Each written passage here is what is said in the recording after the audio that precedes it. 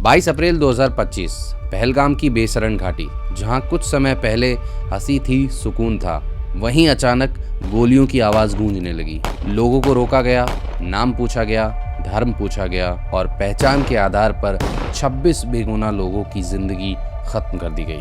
कुछ ही मिनटों में एक खूबसूरत घाटी लहू से लाल हो चुकी थी। ये सिर्फ एक आतंकी हमला नहीं था, ये इंसानियत को दी गई एक चुनौती थी। इस हमले के बाद पूरा देश गुस्से में था और सवाल सिर्फ एक था कि जवाब क्या होगा। पाकिस्तान ने हमेशा की तरह झूठ, बयानबाजी और नाटक शुरू कर दिया। कभी आतंकियों को फ्रीडम फाइटर कहा गया और कभी भारत पर ही आरोप मढ़ दिए गए।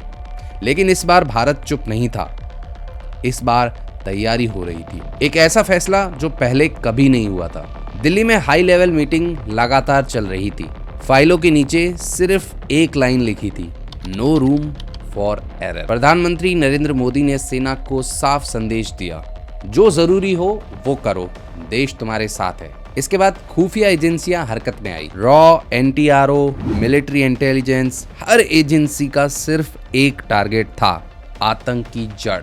21 आतंकी ठिकानों की पहचान की गई। इनमें से 9 ऐसे थे जहां से भारत पर बड़े हमलों की प्लानिंग होती थी। यहीं से ऑपरेशन को मिला एक नया नाम, ऑपरेशन सिंदूर। क्योंकि पहलगाम में आतंकियों ने सिर्फ लोगों को ही नहीं मारा था, उन्होंने महिलाओं का सुहाग उजाड़ा था। ये ऑपरेशन उसी दर्द का जवाब था। 6 और 7 मई की दरमियानी रात भारत की सीमा के अंदर राफेल, मिराज और सुखोई पूरी तरह हथियारों से लैस खड़े थे। हर पायलट जानता था ये सिर्फ एक मिशन नहीं, ये इतिहास है। पाकिस्तान की जमीन पर आतंकी चैन की नींद सो रहे थे। रात 1 बजे चारों तरफ सन्नाटा था और तभी हुआ पहला मिसाइल लॉन्च। मुजफ्फराबाद, कोटली, सियालकोट, मुरहिद के, बहावलपुर, एक एक कर आतंक के अड्डे आग के गोले में बदलते चले गए। 24 मिसाइलें, 9 टारगेट और सिर्फ 25 मिनट। आसमान धुएं से भर गया और धरती कांप उठी। इस ऑपरेशन में ब्रह्मोस, स्कैल्प और स्पाइस 2000 जैसे हाई प्रिसीजन हथियार इस्तेमाल किए गए। हर हमला पिन पॉइंट एक्यूरेसी के साथ। कोई सिविलियन डैमेज नहीं, कोई गलती नहीं। ये सिर्फ ताकत नहीं थी, ये कंट्रोल था। आतंक का सबसे बड़ा गढ़ भावलपुर में मौजूद मरकज सुभान अल्लाह, यही जैश ए मोहम्मद का हेडक्वार्टर था।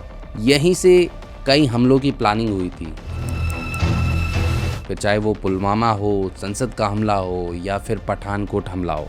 जब इन ठिकानों पे ब्रह्मोस मिसाइल गिरी तो सिर्फ इमारत नहीं टूटी थी आतंक की रीढ़। 20 से 25 मिनट में सब कुछ खत्म हो गया। 9 बड़े आतंकी ठिकाने तबाह कर दिए गए। 100 से ज्यादा आतंकवादी हमेशा के लिए खत्म। मसूद अजहर के परिवार और टॉप कमांडर इस हमले में मारे गए।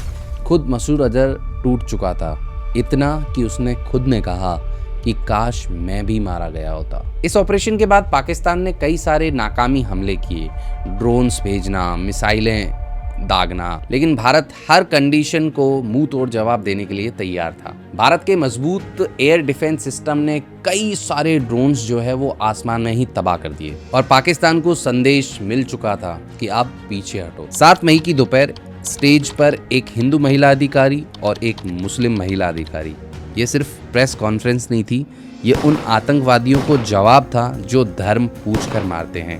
भारत ने कहा, हम धर्म से नहीं इंसानियत से लड़ते हैं। इस ऑपरेशन के बाद दुनिया का रुख कुछ ऐसा था। अमेरिका, रूस, यूके, यूएई ऐसे कई देशों को जानकारी दी गई। ज्यादातर देशों ने इस कदम को आतंकवाद के खिलाफ एक बड़ा कदम माना और सबसे बड़ी बात ये थी कि इस ऑपरेशन को लेके भारत में राजनीति नहीं हुई थी। सरकार, विपक्ष, जनता सब एक साथ खड़े थे। ऑपरेशन सिंदूर सिर्फ एक बदला नहीं था, ये चेतावनी थी। जो भारत की तरफ आंख उठाएगा उसे जवाब उसकी सोच से कई ज्यादा बड़ा मिलेगा। ये नया भारत है, ये चुप नहीं बैठता।